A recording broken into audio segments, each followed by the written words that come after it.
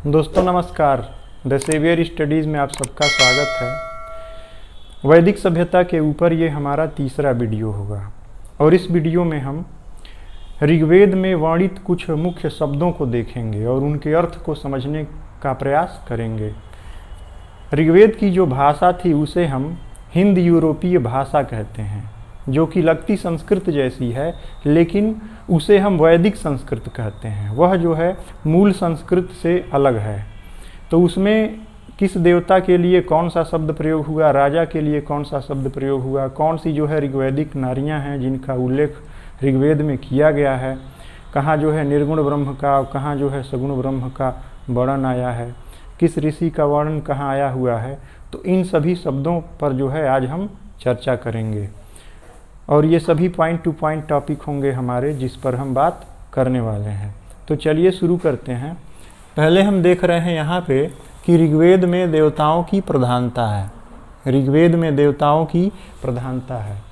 जब हम सिंधु घाटी सभ्यता पढ़े थे तो हम देखे थे कि सिंधु घाटी सभ्यता में मात्र देवी की प्रधानता थी।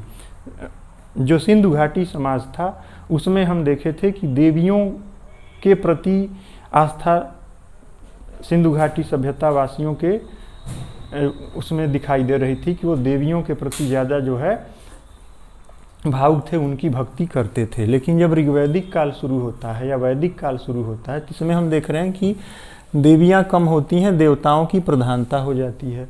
तो जब देवताओं की प्रधानता होगी तो वो कुछ मुख्य देवता भी होंगे जिनका वो बहुत ज़्यादा पूजा करेंगे, जिनमें उनकी बहुत ज़्यादा आस्था होगी। तो देवता मुख्य रूप से कौन कौन हैं? तो प्रमुख देवता हमारे हैं इंद्र हैं। यहाँ पर प्रमुख देवता जो हैं इंद्र हैं। तो पहला जो प्रमुख देवता इंद्र है, वरुण है, अग्नि और सोम है। ठीक है। तो इंद्र जो हैं आर्यों के युद्ध के देवता और वर्षा के देवता हैं। वरुण जो है वायु के हैं, अग्नि देवता सबसे जो है प्रमुख देवता है। ऋग्वेद की जो पहली ऋचा है वह अग्नि देवता को ही समर्पित है। अग्नि का जो है वर्णन उसमें हमको देखने को मिलता है। फिर जो है सोमदेव हैं, वनस्पतियों वगैरह के देवता। तो ये जो है प्रमुख देवता हैं। कुल मिला के हमको ये समझना है प्रमुख देवता कौन से थे। तो हम यहाँ देख रहे हैं इंद्र हैं, वरुण हैं, अग्नि हैं और सोम हैं। अब एक शब्द है ऋग्वेद में होत्री। कहीं कहीं ये शब्द जो है होत लिखा हुआ दिखाई देता है। तो होत्री का मतलब क्या है? ऋग्वेद का पाठ करने वाला ब्राह्मण या व्यक्ति जो ऋग्वेद का पाठ करता था, ऋग्वेद जो पढ़ता था, उसे कहा गया होत्री कहा गया। ये एक शब्द है, महत्वपूर्ण शब्द है कि ऋग्वेद के पाठ करने वाले व्यक्ति को क्या कहा जाता था? तो जो व्यक्ति ऋग्वेद का पाठ करता था उसे होत्री कहा जाता था। अब यहाँ पर हम देख रहे हैं कि कुछ ऋग्वैदिक कालीन नारियां हैं जिनका उल्लेख ऋग्वेद में मिलता है और ये विदुषी नारियां हैं, विद्वान नारियां थीं। तो ये कौन कौन नारियां थीं इनका उल्लेख यहाँ पर है? तो अपाला है, घोषा है, लोपामुद्रा है और विश्ववरा है। तो ये महिलाएं हैं, नारियां हैं जिनका उल्लेख ऋग्वेद में देखने को मिलता है। ठीक है। अब एक शब्द और आता है ब्रह्मवादिनी। तो ब्रह्मवादिनी का अर्थ क्या है? किस अर्थ में ऋग्वेद में ब्रह्मवादिनी शब्द प्रयोग में आया हुआ है? तो जो ब्रह्मवादिनी शब्द है हम देख रहे हैं कि आजीवन वेदों की अध्येता महिला। ऐसी महिलाएं होती थीं जो जीवन भर जो है अध्यात्म में लगी रहती थीं, वेदों को जो है पढ़ती थीं, पढ़ाती थीं, उनका प्रचार प्रसार करती थीं, दूसरों तक वेदों के ज्ञान को पहुंचाती थीं। तो ऐसी महिलाओं को क्या कहा गया? ब्रह्मवादिनी कहा गया, जो आजीवन वेदों का पाठ करती थीं। विशेष करके ऋग्वेद के अर्थ में ये प्रयोग किया जा रहा है क्योंकि ये सब ऋग्वैदिक कालीन बात हो रही है। तो जो बाद के जो वेद हैं, यजुर्वेद है, सामवेद, अथर्ववेद, ये तो तब थे नहीं। तो किस वेद का ये पाठ करेंगी? ऋग्वेद का पाठ करेंगी। तो ये महिलाएं हैं जिनके लिए शब्द हुआ प्रयोग हुआ है, ब्रह्मवादिनी शब्द हुआ है। अब एक और शब्द है ऋग्वेद का भरत। तो भरत क्या है? ऋग्वैदिक कालीन एक कबीला है जिसका वर्णन ऋग्वेद में मिलता है। तो अगर ये भरत क्या है? ऋग्वेद का एक प्रसिद्ध, आर्यों का जो है प्रसिद्ध कबीला है। ठीक है। तो जब कबीला कोई होगा तो उसका कोई शासक भी होगा, कोई उसका राजा भी होगा। तो भरत कबीले का शासक कौन है? सुदास है। ठीक है। सुदास क्या है? भरत कबीले का शासक है। और हम पढ़ चुके हैं पिछले वीडियो में कि सुदास जो है वो दशराग युद्ध का विजेता है। सुदास और 10 राजाओं के बीच जो है परुषणी नदी के तट पर दशराग्य युद्ध हुआ था। तो ये नाम हमको याद रखने की ज़रूरत है। और कबीला प्रसिद्ध कौन सा है? भरत कबीला है। किसका कबीला था ये? आर्यों का। आर्य और अनार्य ये दोनों शब्द आएंगे, तो ये भी हम देखेंगे कि आर्य और अनार्यों के बीच जो है संघर्ष भी हमको देखने को वैदिक काल में मिलता है। तो जो भरत कबीला था, किसका कबीला था? वो आर्यों का कबीला था। अब एक शब्द है अरण्यानी। तो अरण्यानी जो है वह जंगल की देवी के लिए प्रयोग में लाया गया है। जैसे देवता थे तो कुछ देवियां भी हैं कहीं कहीं, ठीक है, लेकिन उनकी संख्या कम है। तो जो अरण्यानी शब्द है इसका मतलब है जंगल की देवी। जंगल की देवी के लिए अरण्यानी शब्द का प्रयोग हुआ है। आगे की बात है कि ऋग्वेद में ही बृहस्पति तथा उनकी पत्नी जूही का उल्लेख है, ठीक है। जूही बड़ा फेमस नाम है। आज के भी परंपराओं में जूही जो है लड़कियों के नाम होते हैं, तमाम घरों में नाम हमको देखने को मिलते हैं। तो बृहस्पति की पत्नी कौन सी थी? जूही। तो जूही जो है और बृहस्पति हैं, ये दोनों पति पत्नी हैं। इनका उल्लेख कहाँ मिलता है? ऋग्वेद में मिलता है, ठीक है। अब जो उस समय का समाज था, तो उस समय के समाज के कुछ लोग थे, तो उन लोगों के लिए ऋग्वेद में कौन कौन से शब्द प्रयोग किए गए थे, तो यहाँ पर हम देख रहे हैं। तो एक जो शब्द है पुरामभेत्ता, तो पुरामभेत्ता जो शब्द है वो राजा के लिए प्रयोग हुआ है। जो कबीले का राजा होता था उसके लिए हम प्रयोग क्या करते थे? शब्द पुरामभेत्ता, ठीक है। और एक और शब्द है चर्षणी शब्द है। तो चर्षणी का मतलब होता है यायावर लोग। जो लोग घुमक्कड़ थे, भेड़ बकरियों को चराते थे, गायों को अपने चराते थे, एक जगह से दूसरे जगह घूमते रहते थे चारागाह की तलाश में, तो उनके लिए चर्षण शब्द का प्रयोग किया गया है। अगला जो शब्द है वो है कृष्टि। तो कृष्टि शब्द जो है वह स्थायी निवासियों के लिए था। हमको ये लगता है कि जो कृष्टि शब्द है वह विशेष रूप से कृषि करने वालों के लिए, मतलब जो एक जगह रुक करके पशुपालन करेंगे, कृषि करेंगे, उनके लिए चारे का जो है व्यवस्था करेंगे, तो उनके लिए स्थायी निवासी जो थे, जो एक जगह पे रहते थे, यायावर नहीं थे, उनके लिए कृष्टि शब्द का प्रयोग ऋग्वेद में आया है। एक और शब्द है अर्य। तो अर्य जो शब्द है वो उत्पादन में संलग्न लोगों के लिए आया हुआ है।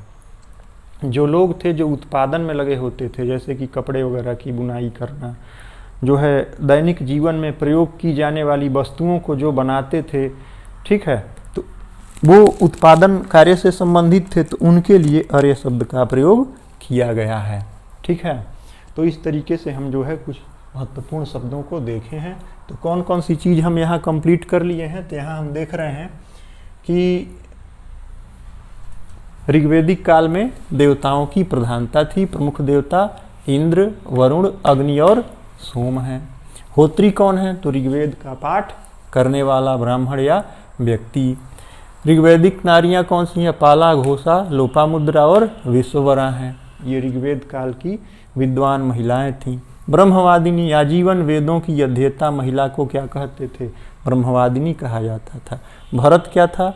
आर्यों का प्रसिद्ध कबीला था। सुदास भरत कबीले का राजा है। अरण्यानी जंगल की देवी। बृहस्पति तथा जूही का उल्लेख भी ऋग्वेद में मिलता है। और ये जो है ऋग्वेदिक समाज के जो कुछ लोग थे उनके लिए, ये जैसे राजा के लिए पुरामभेत्ता। चर्षणी जो यायावर लोग थे, पशुओं को चराते थे। कृष्टि जो एक जगह निवास करते थे, स्थायी थे। और उत्पादन में लगे लोगों के लिए अर्य शब्द आया हुआ है। और भी कुछ शब्द हैं, कुछ बिंदुएं हैं जिनको हम समझेंगे। तो यहाँ पर देख रहे हैं कि ऋग्वेद का एक सूक्त है नारदीय सूक्त। तो नारदीय सूक्त में निर्गुण ब्रह्म की, यहाँ देखिए नारदीय सूक्त में निर्गुण ब्रह्म की चर्चा है। शार्ट में लिख दिया हूँ, निर्गुण ब्रह्म की चर्चा है। अब समझते हैं कि निर्गुण ब्रह्म क्या है और सगुण ब्रह्म क्या है। तो निर्गुण ब्रह्म वो है जिसका कोई रूप रेखा नहीं है, कोई आकार प्रकार नहीं है, वह मूर्ति में भी नहीं, मूर्ति से परे है, मंदिर से परे है, लेकिन सर्वव्यापी है, हर जगह वो निवास करने वाला है, उसका कोई आकार प्रकार नहीं है। हम जहाँ कहीं भी उसकी आराधना करेंगे, उसे ध्यान में लाएंगे, मन में लाएंगे, उसके प्रति आस्था रखेंगे, वहीं वो उपलब्ध है।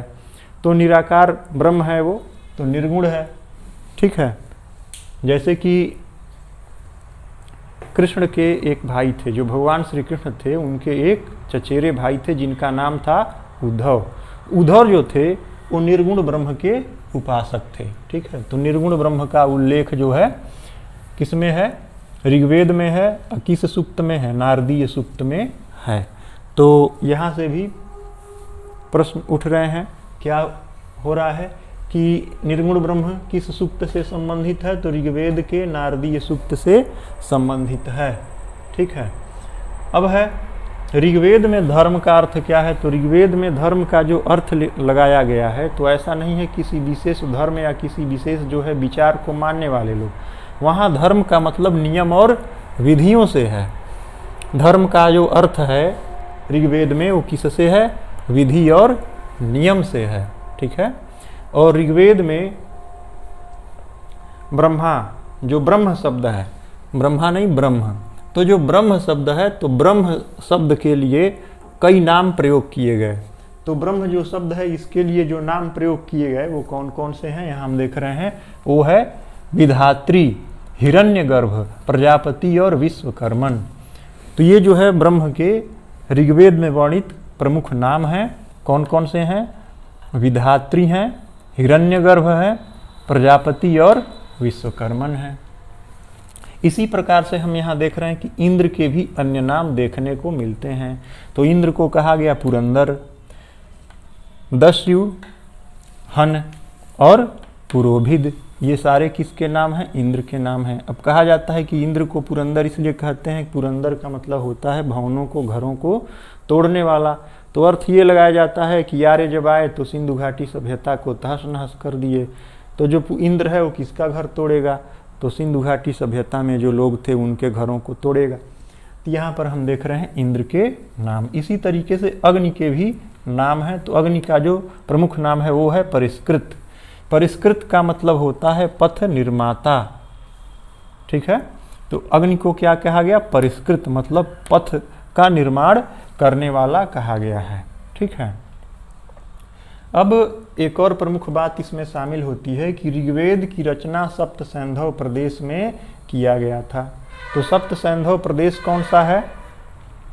पश्चिमोत्तर भारत, ठीक है, जिसमें कुछ पाकिस्तान का हिस्सा है, पंजाब, ठीक है, हरियाणा, राजस्थान का कुछ जो हिस्सा है, जिसमें 7 नदियां बहती हैं, जिसमें कि चेनाब है, रावी है, सिंधु है, घग्गर है, ये सभी नदियां हैं। तो 7 नदियां मिलाकर जहां ये बहती हैं उन्हें कहते हैं सप्त सैंधव प्रदेश, मतलब 7 नदियों का प्रदेश। तो 7 नदियों का जो प्रदेश है सप्त सैंधव प्रदेश है। इसमें क्या हुआ है? ऋग्वेद की रचना हुई है। और सप्त सैंधव प्रदेश कहाँ? पश्चिमोत्तर भारत का जो क्षेत्र है उसे कहा गया। ऐसा क्यों कहा जाता है? क्योंकि जो 7 नदियां हैं, ठीक है, पश्चिमोत्तर भारत में, उनका वर्णन हमें ऋग्वेद में मिलता है, कई बार वर्णन आया हुआ है। तो ऋग्वेद की जो प्रमुख नदी है वो कौन सी नदी है? सरस्वती नदी है। और सरस्वती नदी क्या है? ऋग्वेद काल की पवित्र नदी है। सभी नदियों में जो पवित्र नदी मानी गई वो कौन सी नदी है? सरस्वती नदी मानी गई है। कौन सी नदी? सरस्वती नदी मानी गई है, ठीक है ना। गंगा को तो जो है बाद में पवित्र माना गया, लेकिन जो है जो सबसे पवित्र नदी है वो कौन सी है? सरस्वती नदी है। और क्या है?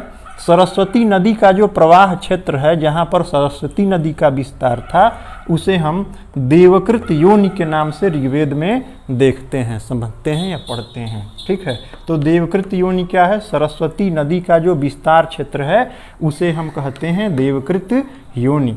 तो इस वीडियो में इतना ही। नई जानकारी के साथ अगले वीडियो में फिर मिलेंगे, ठीक है। धन्यवाद।